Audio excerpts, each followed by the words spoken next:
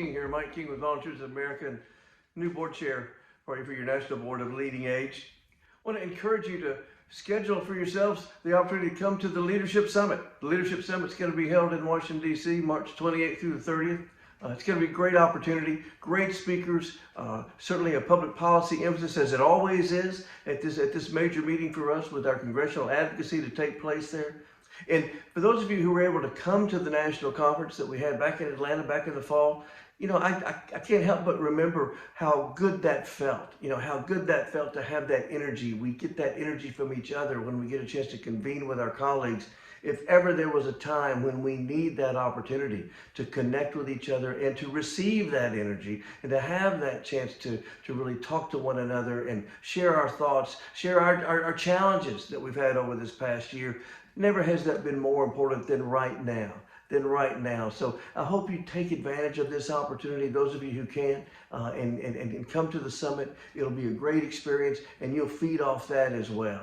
I want to share with you, we also had our first board meeting of the new year here just a couple of weeks ago. Had a great conversation and dialogue about a new strategic vision for LeadingAge, and we were really challenged with this, and there was a lot to get our arms around, but we had wonderful dialogue. We'll have more dialogue on this, and really trying to take a fresh look at things and truly talk about how things are different. You know, things are very different now than it was a few years ago when we did the last strategic plan. And so that being said, that was dynamic discussion.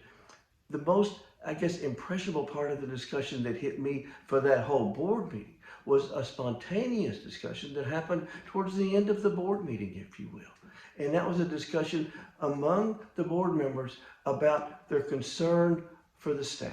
Their concern for the staff because of the fatigue, the burnout, the things that everyone has been experiencing.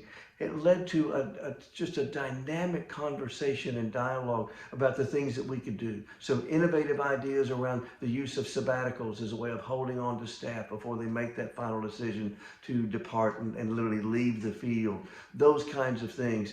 I wanted you to know that these were the things that were on the minds of your board representatives. The fact that concern for you, concern for our workers in the field, concern for our folks that are going into the trenches every day, and the fatigue levels that they deal with, and acknowledging that this is the most difficult that we've ever seen it in our lifetimes and in our careers. And yet we want to keep connecting on this. We want to keep discussing this. This was absolutely the most active discussion that we had the entire day, and it wasn't even planned. It wasn't even on the agenda. It just happened. So I want you to know that that's where the hearts and minds of your national board are. Those hearts and minds are with you. They're absolutely with you. So let's, every chance we can, let's come together. Let's try to give each other that kind of encouragement. And at the same time, the creativity that can come from that encouragement to give us new ways and new strategies to deal with the challenges we have. Because we know that we're committed to this field and making lives better for our seniors. Bless you.